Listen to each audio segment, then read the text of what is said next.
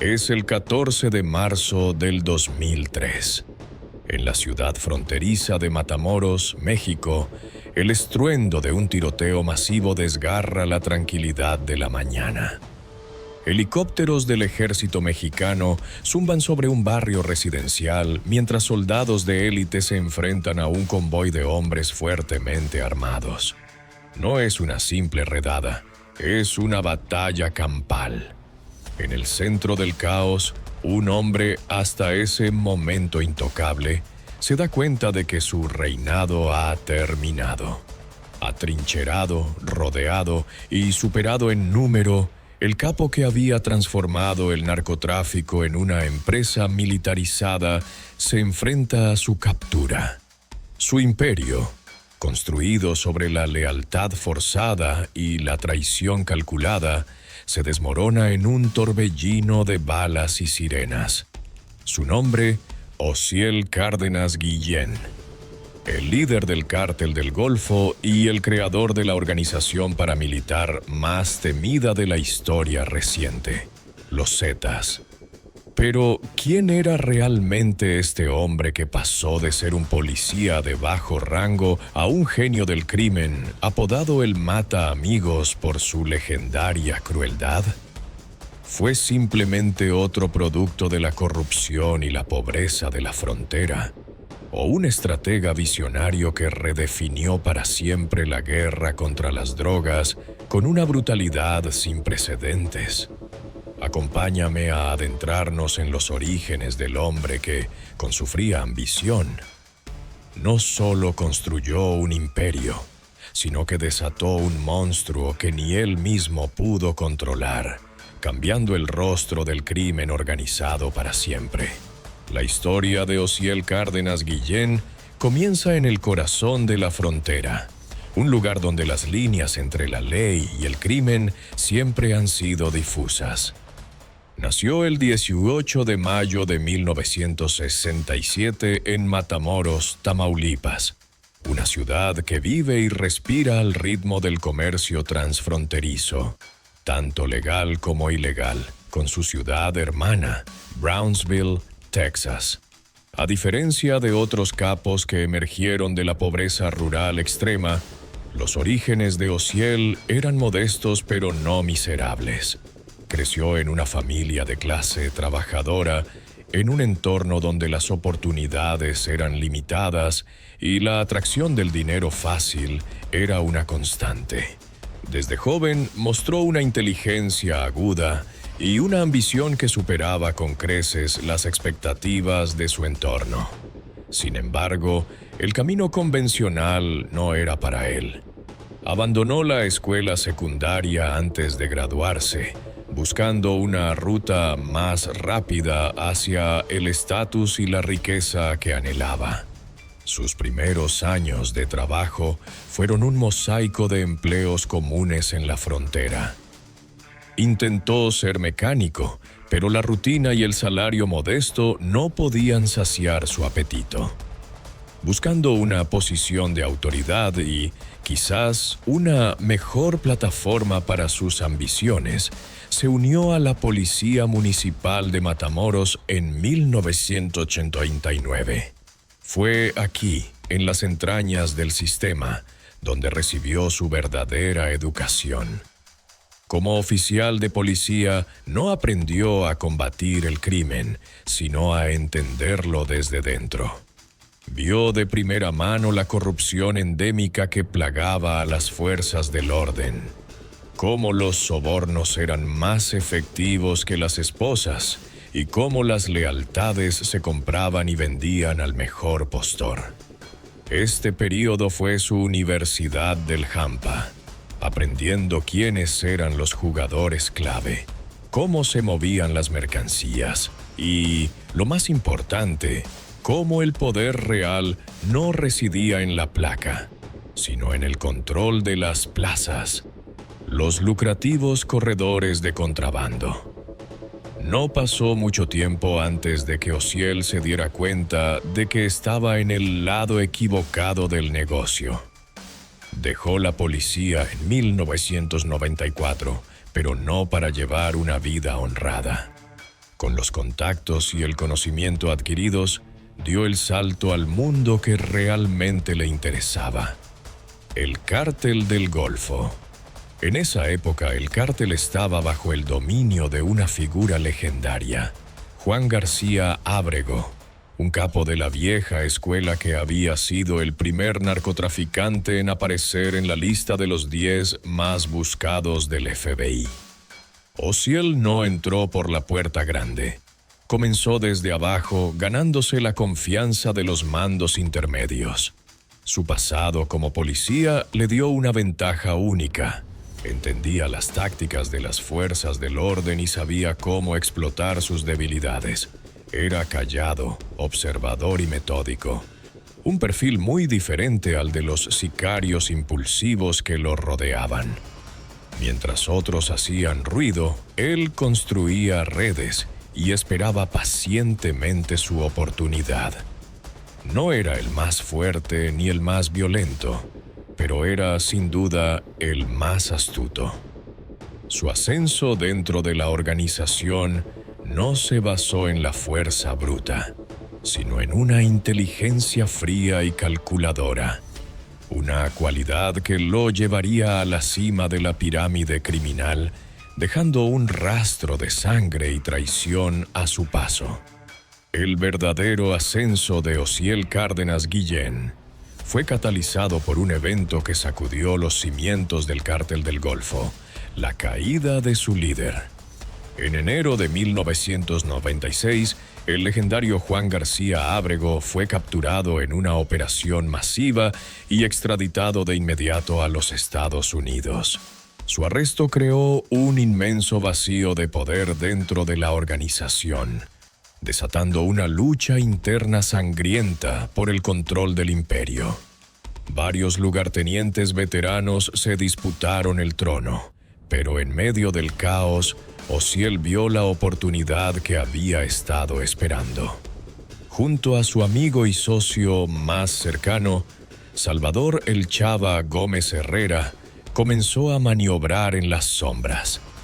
No tenían el linaje ni la antigüedad de sus rivales, pero poseían algo más valioso: una ambición sin límites y una crueldad compartida. Osiel, con su mente estratégica, y El Chava, con su capacidad para la violencia, formaron un dúo formidable. Juntos, iniciaron una purga sistemática, eliminando uno por uno a todos los que se interponían en su camino. La violencia que desataron fue quirúrgica y brutal. No buscaban la confrontación abierta, sino la eliminación silenciosa de sus enemigos. Para 1998, la mayoría de los contendientes al trono de García Ábrego estaban muertos o habían huido, y Osiel Cárdenas Guillén, junto a El Chava Gómez, se había convertido en el líder de facto del Cártel del Golfo. Parecían un equipo inseparable, dos compadres que habían conquistado juntos la cima del mundo criminal. Sin embargo, en el universo de Osiel, la lealtad era una herramienta, no un principio. Una vez que el poder estuvo consolidado, la paranoia y la ambición tomaron el control. Veía a El Chava no como un socio, sino como el último obstáculo para su dominio absoluto. La amistad y el compadrazgo que los habían unido se convirtieron en una amenaza, en un acto de traición que se volvería legendario y le ganaría su apodo más infame. Osiel orquestó el asesinato de su mejor amigo. En 1999, invitó a El Chava Gómez a un encuentro y lo asesinó a sangre fría. Con este acto envió un mensaje inequívoco al resto de la organización y al mundo del Hampa. No había nadie, ni amigo ni familiar, que estuviera por encima de su poder. A partir de ese momento, sería conocido como el Mata Amigos, un título que llevaba con una mezcla de orgullo y advertencia. La muerte de El Chava marcó el inicio de una nueva era para el Cártel del Golfo. Con el control total en sus manos, Osiel Cárdenas Guillén no se conformaría con seguir las viejas reglas. Tenía una visión para transformar el cártel de una simple organización de contrabando a una empresa criminal diversificada y con un brazo armado que infundiría un nuevo nivel de terror en México. Su siguiente movimiento no solo cambiaría la historia de su cártel, sino que alteraría fundamentalmente la dinámica de la guerra contra las drogas, desatando una espiral de violencia militarizada que el país nunca antes había visto y de la que aún no se ha recuperado. Con el poder absoluto del Cártel del Golfo en sus manos, Osiel Cárdenas Guillén se enfrentó a un problema fundamental que todos los capos enfrentan: la desconfianza. En un mundo donde la traición era la norma y la lealtad se compraba, no podía fiarse de los sicarios y pistoleros tradicionales, a menudo indisciplinados y poco fiables. Necesitaba un tipo diferente de ejército, uno que fuera profesional, letalmente eficiente y, sobre todo, absolutamente leal a él y solo a él. Fue entonces cuando concibió una idea revolucionaria y aterradora que cambiaría para siempre el panorama del crimen organizado. En lugar de reclutar matones de las calles, miró hacia la élite de las Fuerzas Armadas de México. A finales de la década de 1990, Osiel comenzó a reclutar activamente a desertores del Grupo Aeromóvil de Fuerzas Especiales, GAFE, una de las unidades de élite del ejército mexicano, entrenada por expertos de Estados Unidos e Israel en contrainsurgencia, operaciones especiales y tácticas de combate avanzadas. Les ofreció salarios astronómicos, mucho más de lo que podrían soñar con ganar en el ejército, junto con el poder y el prestigio que venían con trabajar directamente para el jefe del cártel más poderoso de la frontera. El primer y más importante recluta fue el teniente de infantería Arturo Guzmán de Sena, un oficial del GAFE altamente respetado. Guzmán de Sena, seducido por la oferta de Cárdenas, desertó del ejército y se convirtió en el arquitecto del nuevo brazo armado del cártel. Usando su conocimiento y sus contactos dentro de las fuerzas especiales, reclutó a más de 30 de sus antiguos compañeros, todos ellos expertos en armamento, inteligencia, comunicaciones y combate. Este grupo de élite se convirtió en el ejército privado de Osiel Cárdenas. Inicialmente, su función era ser su equipo de seguridad personal, un anillo de guardaespaldas impenetrables que lo protegían de sus rivales y de las fuerzas del orden. Pero rápidamente, su papel se expandió. Adoptaron el nombre de los Zetas, un nombre derivado del código de radio militar Z-1, que usaba su líder, Arturo Guzmán de Sena. Bajo el mando de Osiel, los Zetas se transformaron de un equipo de guardaespaldas a los ejecutores más brutales del cártel. Eran mucho más que simples sicarios. Operaban con disciplina y precisión militar. Utilizaban tácticas de contrainsurgencia para aterrorizar a sus rivales. Realizaban operaciones de inteligencia para rastrear a sus objetivos y empleaban una violencia psicológica sin precedentes. Introdujeron en el léxico del narco prácticas como las decapitaciones, la disolución de cuerpos en ácido y la publicación de videos de ejecuciones, todo diseñado para sembrar el pánico y asegurar el control absoluto. Con los Zetas como su espada, Osiel Cárdenas Guillén lanzó una campaña de expansión agresiva.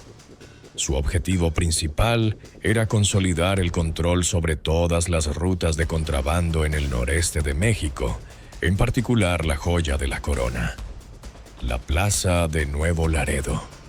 Esta ciudad fronteriza era el corredor comercial más importante de América Latina, por donde pasaban miles de millones de dólares en mercancías legales e ilegales. Tomar Nuevo Laredo significaba asegurar un flujo de ingresos casi ilimitado. La ofensiva fue despiadada. Los Zetas barrieron a los cárteles y pandillas rivales que operaban en la región, exterminando a cualquiera que se negara a someterse a la autoridad del Cártel del Golfo. El imperio de Osiel se diversificó. Ya no se trataba solo de cocaína. Bajo su liderazgo, el cártel comenzó a controlar una amplia gama de actividades ilícitas: extorsión a empresas, secuestro, robo de petróleo, tráfico de personas y piratería. El Cártel del Golfo se convirtió en una organización criminal totalitaria que controlaba todos los aspectos de la vida en los territorios que dominaba, desde la política local hasta el más pequeño de los comercios.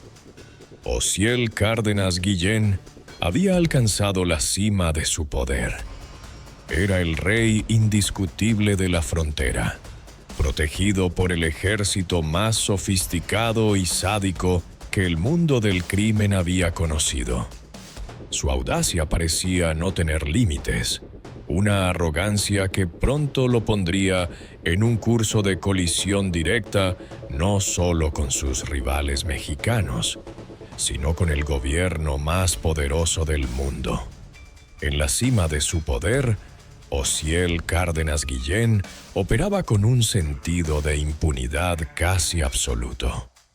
Se sentía intocable, el dueño de Matamoros y de vastas franjas del noreste de México. Sin embargo, esta arrogancia lo llevó a cometer un error de cálculo que alteraría drásticamente su destino y lo colocaría en el punto de mira de la justicia estadounidense. En noviembre de 1999, un informante del Cártel del Golfo estaba guiando a un agente de la Administración de Control de Drogas, DEA, y a un agente de la Oficina Federal de Investigaciones, FBI, por las calles de Matamoros. Su misión era recopilar inteligencia sobre las operaciones del cártel. Mientras circulaban en un Ford Bronco blanco con placas diplomáticas, se encontraron de frente con un convoy de camionetas Cherokee. El paso les fue bloqueado. De los vehículos descendió un grupo de al menos 10 hombres fuertemente armados con rifles AK-47 y chalecos antibalas. Liderándolos estaba el propio Osiel Cárdenas Guillén. Lo que siguió fue un enfrentamiento de una tensión insoportable. Osiel y sus hombres, incluido su futuro sucesor Jorge Eduardo Costilla Sánchez, el COS, rodearon el vehículo de los agentes. Cárdenas, furioso por la presencia de agentes estadounidenses en su territorio, se acercó a la ventanilla del conductor y lanzó una amenaza directa y escalofriante. Exigió que le entregaran al informante que viajaba con ellos. El agente de la DEA, con notable sangre fría, se negó, argumentando que eran diplomáticos estadounidenses y que matarlos desencadenaría una cacería masiva por parte de su gobierno. El agente del FBI, por su parte, mantuvo la mano sobre su arma, preparado para un tiroteo que sabía que no podría ganar. Durante varios minutos, el destino de los agentes pendió de un hilo. Osiel, con un rifle chapado en oro en la mano, les gritó: «¡Los voy a matar, cabrones! ¡Son míos!». La tensión era máxima. Finalmente, después de un tenso debate interno, Cárdenas tomó una decisión: Quizás recordando el destino de los narcos que asesinaron a la gente de la DEA Kiki Camarena una década antes, o simplemente decidiendo que el riesgo era demasiado alto, les permitió irse, pero con una última advertencia: que nunca volvieran a su ciudad. Los agentes, conmocionados pero ilesos, se retiraron rápidamente y cruzaron la frontera hacia Estados Unidos. El incidente, aunque breve, tuvo repercusiones monumentales. Los dos agentes identificaron positivamente a Osiel Cárdenas Guillén como su agresor. Este acto de intimidación directa contra agentes federales de EEE-UU fue una línea roja que el gobierno estadounidense no estaba dispuesto a tolerar. De la noche a la mañana, Osiel pasó de ser un objetivo regional a uno de los criminales más buscados por las agencias de la ley estadounidenses. El FBI ofreció una recompensa de $2 millones por su captura, y se emitió una acusación formal en su contra en un tribunal de Texas por asalto, narcotráfico y amenazas a oficiales federales. Este enfrentamiento solidificó su reputación de audaz y despiadado, pero también fue el principio del fin. Selló su destino, convirtiendo su captura y extradición en una prioridad absoluta para Estados Unidos. Mientras tanto, en México, su reinado de terror continuaba.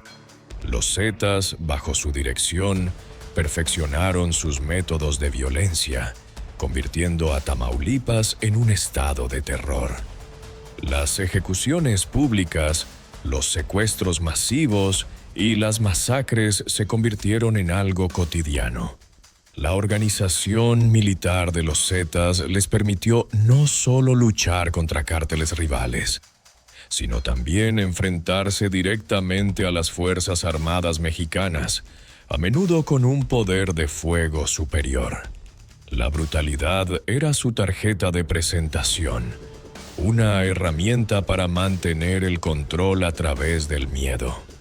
En este clima de violencia extrema, un nuevo conflicto comenzó a gestarse, uno que definiría la siguiente década de la guerra contra las drogas en México. Con la fuga de Joaquín El Chapo Guzmán de la prisión en 2001, el cártel de Sinaloa buscaba expandir su influencia hacia el este. El objetivo era el control de las valiosas rutas del cártel del Golfo. El choque entre estos dos titanes era inevitable. Osiel Cárdenas, desde su fortaleza en Matamoros, se preparó para una guerra total contra el cártel más poderoso de México. La batalla por Nuevo Laredo se convertiría en el epicentro de un conflicto que dejaría miles de muertos y teñiría de sangre la frontera. Osiel estaba en la cima de su poder, pero también estaba más acorralado que nunca, con enemigos poderosos acechando tanto al norte como al sur de su frontera. El enfrentamiento con los agentes de la DEA en 1999 había colocado a Osiel Cárdenas Guillén en una lista prioritaria para el gobierno de los Estados Unidos, pero fue la elección de Vicente Fox como presidente de México en el año 2000 lo que intensificó drásticamente la presión en su contra a nivel nacional. Fox llegó al poder con la promesa de tomar una postura dura contra el crimen organizado y, con el apoyo y la presión de Washington, su administración declaró la captura de los grandes capos como uno de sus objetivos principales. La cacería de Osiel Cárdenas se convirtió en una operación conjunta, aunque no oficial, entre México y Estados Unidos. Las agencias de inteligencia estadounidenses proporcionaron información, tecnología de vigilancia y recursos para ayudar al ejército y a la Policía Federal Mexicana a rastrear al líder del cártel del Golfo. Para Ociel, el mundo se estaba encogiendo.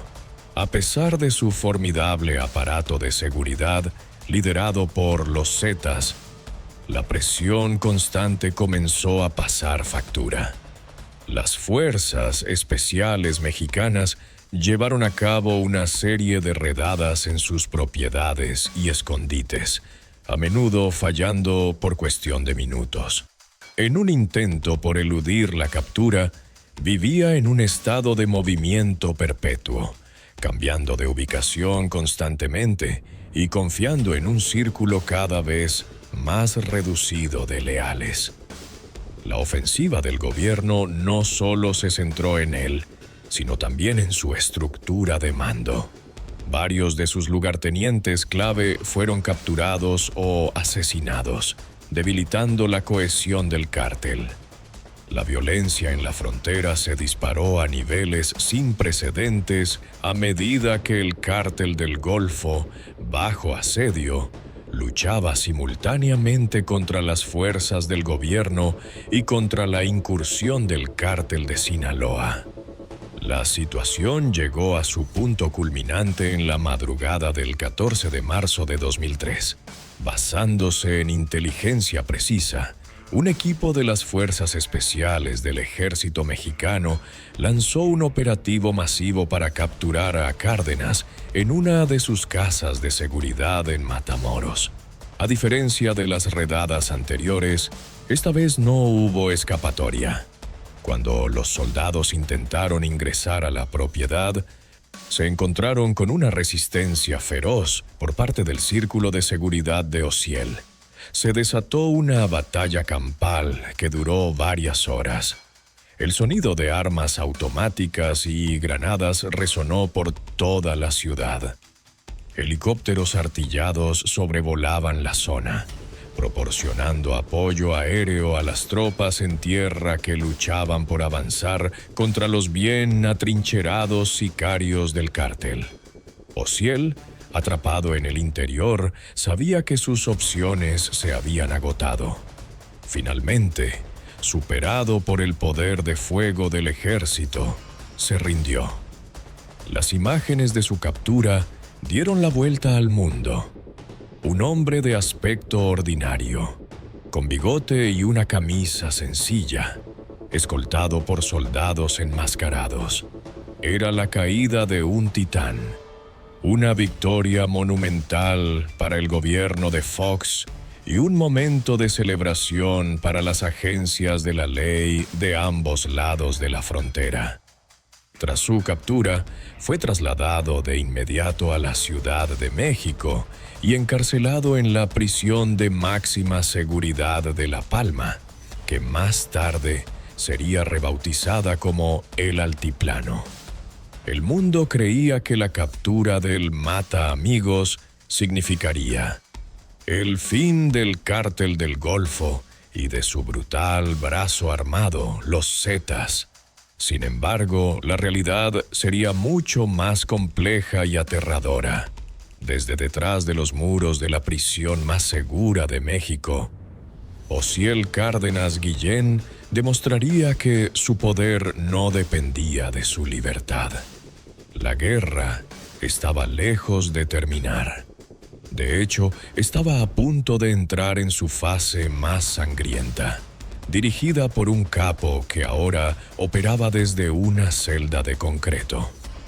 La captura de un capo de la talla de Ociel Cárdenas Guillén debería haber decapitado al cártel del Golfo, pero su encarcelamiento en la prisión de máxima seguridad de La Palma fue simplemente un cambio de oficina.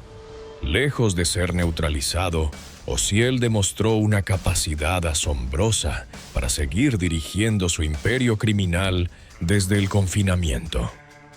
Utilizando una red de abogados corruptos, guardias de prisión sobornados y visitas familiares, continuó emitiendo órdenes, gestionando las finanzas y, lo más importante, dirigiendo la brutal guerra de su cártel contra sus rivales. El control que ejercía desde la cárcel era tan absoluto que, en esencia, convirtió su celda en la nueva sede del Cártel del Golfo. Desde allí, intensificó la guerra contra el Cártel de Sinaloa por el control de Nuevo Laredo y otras plazas estratégicas. La violencia, que ya era endémica, alcanzó niveles de sadismo y brutalidad nunca antes vistos.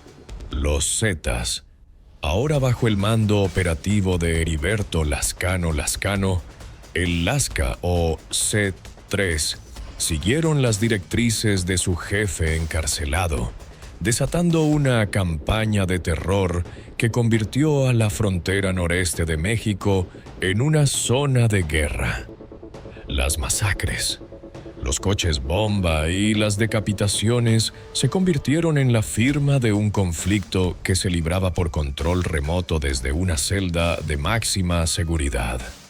Mientras Ociel seguía reinando desde la prisión, el gobierno de Estados Unidos no cejaba en su empeño por llevarlo ante la justicia. La solicitud de extradición, presentada poco después de su captura, se convirtió en una larga y compleja batalla legal y diplomática. El gobierno mexicano, a menudo reacio a extraditar a sus ciudadanos de alto perfil por cuestiones de soberanía nacional, se enfrentó a una presión implacable por parte de Washington. Para Estados Unidos, el caso de Ociel era personal. La amenaza directa a sus agentes en 1999 era una afrenta que no podía quedar sin castigo. Durante casi 4 años, los abogados de Cárdenas utilizaron todas las tácticas legales posibles para bloquear la extradición, presentando amparos y apelaciones que se abrían paso lentamente por el laberíntico sistema judicial mexicano. Sin embargo, en 2005, el panorama político cambió con la llegada de Felipe Calderón a la presidencia. Calderón declaró una guerra frontal contra los cárteles y adoptó la extradición como una de sus herramientas clave. La cooperación con Estados Unidos se intensificó y los obstáculos legales para la extradición de Ociel comenzaron a desmoronarse. Finalmente, en un movimiento sorpresa que tomó por desprevenido al mundo del narcotráfico, el 19 de enero de 2007, Ociel Cárdenas Guillén fue sacado de su celda, subido a un avión de la DEA y extraditado a los Estados Unidos para enfrentar cargos en Houston, Texas. La extradición fue un golpe devastador para la moral del Cártel del Golfo y una clara señal de que las reglas del juego habían cambiado.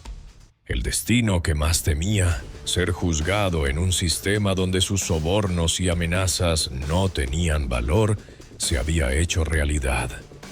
Pero incluso frente a la posibilidad de pasar el resto de su vida en una prisión estadounidense, el mata amigos tenía un último as bajo la manga.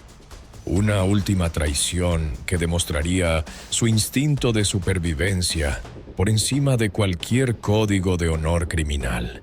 Su llegada a Estados Unidos no fue el final de su historia, sino el comienzo de su capítulo más controvertido. El hombre que había construido su imperio sobre la violencia y la lealtad forzada estaba a punto de convertirse en el testigo más inesperado en la guerra contra el crimen organizado. Una vez, en suelo estadounidense, Ociel Cárdenas Guillén se enfrentó a la cruda realidad del sistema judicial de ese país. Una casi segura condena a cadena perpetua sin posibilidad de libertad condicional. Los 19 cargos en su contra, que incluían narcotráfico, lavado de dinero y el asalto a los agentes federales, eran abrumadores.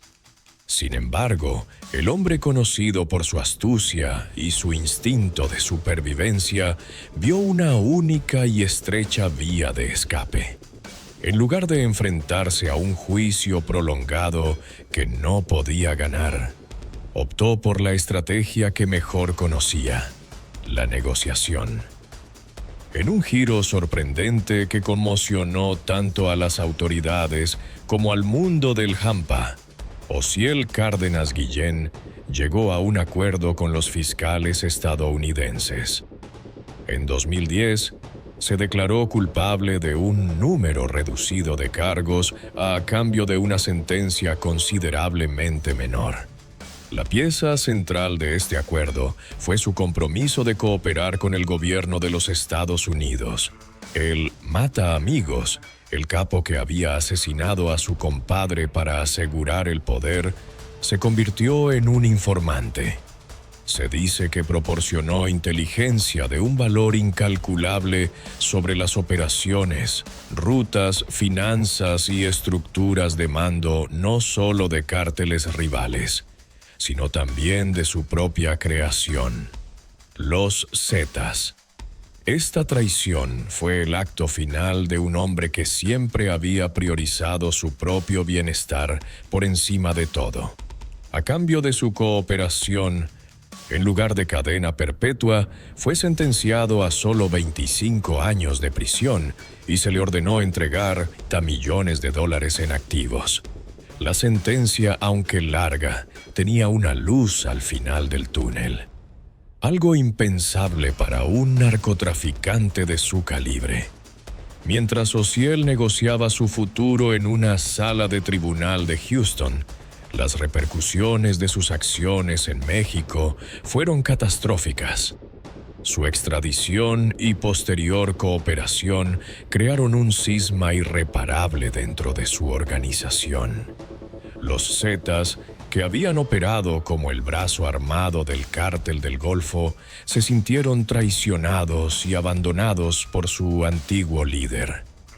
Liderados por Heriberto Lascano, vieron el debilitamiento del Cártel del Golfo como una oportunidad de oro para tomar el poder.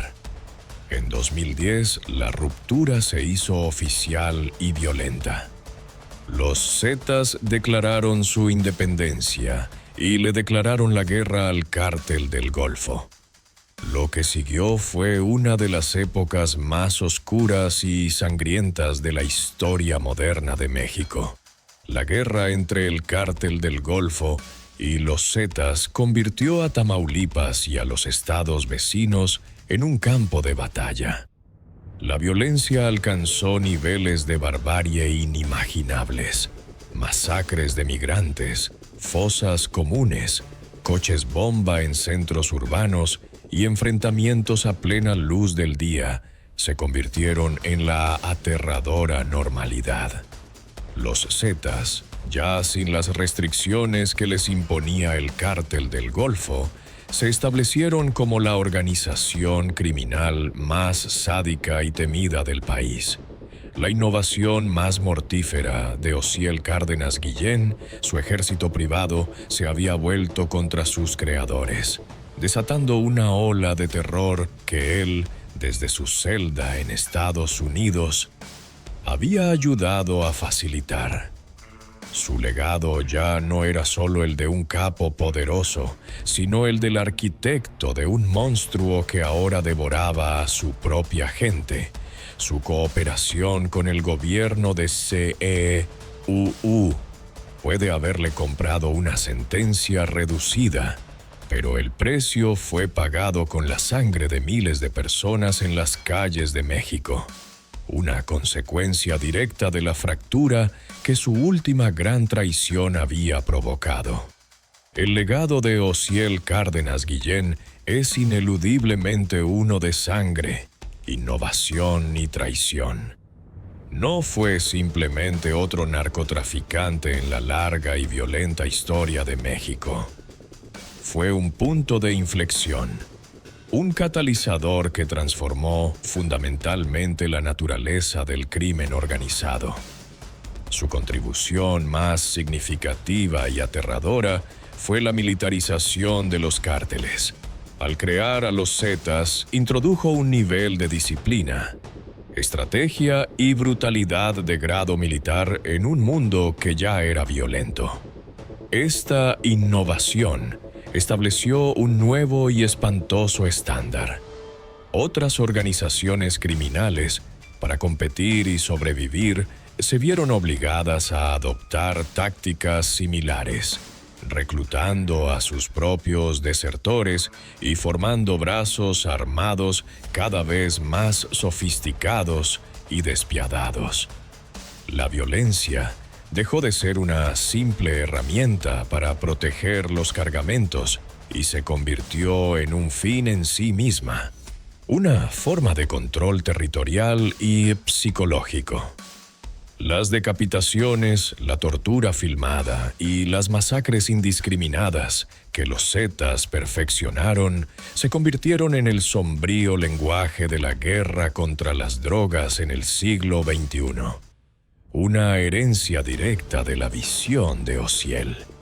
Mientras el país que había aterrorizado se desangraba en la guerra que él había ayudado a desatar, Ociel Cárdenas cumplía su condena en las profundidades del sistema penitenciario federal de los Estados Unidos, muy probablemente en la infame prisión Supermax Ad Aix, Florence, en Colorado, el hogar de los criminales más peligrosos del mundo. Aislado del mundo exterior, su nombre comenzó a desvanecerse de los titulares, reemplazado por los de sus sucesores y los monstruos que él había creado. Sin embargo, su historia no terminó allí. El 30 de agosto de 2023, después de cumplir una parte de su sentencia de 25 años, Ociel Cárdenas Guillén fue liberado de la custodia de la Oficina de Prisiones de Estados Unidos. Su liberación anticipada, probablemente una recompensa por su continua cooperación, no significó libertad total. Fue entregado inmediatamente al Servicio de Inmigración y Control de Aduanas, ICE, para enfrentar un proceso de deportación a México. La noticia de su inminente regreso envió ondas de choque y temor a través de México, especialmente en Tamaulipas. La pregunta en la mente de todos era: ¿qué papel jugaría un capo de la vieja escuela, pero con un conocimiento incomparable del funcionamiento interno tanto de los cárteles como de las agencias de la ley en el fragmentado y caótico panorama criminal actual? Su regreso plantea un escenario incierto. Podría intentar reclamar su antiguo imperio, desencadenando una nueva guerra por el control del cártel del Golfo, ahora una sombra fracturada de lo que fue. O podría, como algunos especulan, vivir una vida tranquila bajo la protección de un acuerdo secreto, una jubilación comprada con la información que vendió. Lo único seguro es que la sombra del mata amigos es larga y su historia sirve como una sombría crónica de la ambición desmedida. Pasó de ser un policía de Matamoros a un rey del crimen, y de un rey a un informante, en un ciclo de poder y traición que dejó a su paso una nación traumatizada. Al final, la historia de Ociel Cárdenas Guillén nos obliga a hacer una pregunta inquietante. ¿Quién fue realmente? ¿Fue el producto inevitable de una frontera porosa y un estado corrupto? ¿O fue un genio malévolo, un estratega que no solo dominó el juego, sino que cambió sus reglas para siempre, sin importar el costo humano? Su legado de violencia perdura en cada enfrentamiento entre cárteles, en cada comunidad aterrorizada por la guerra que él ayudó a profesionalizar. La historia lo juzgará, pero las cicatrices que dejó en México son, y serán por mucho tiempo, imborrables. La verdadera pregunta es si su regreso marcará el capítulo final de su saga o el prólogo de una nueva pesadilla.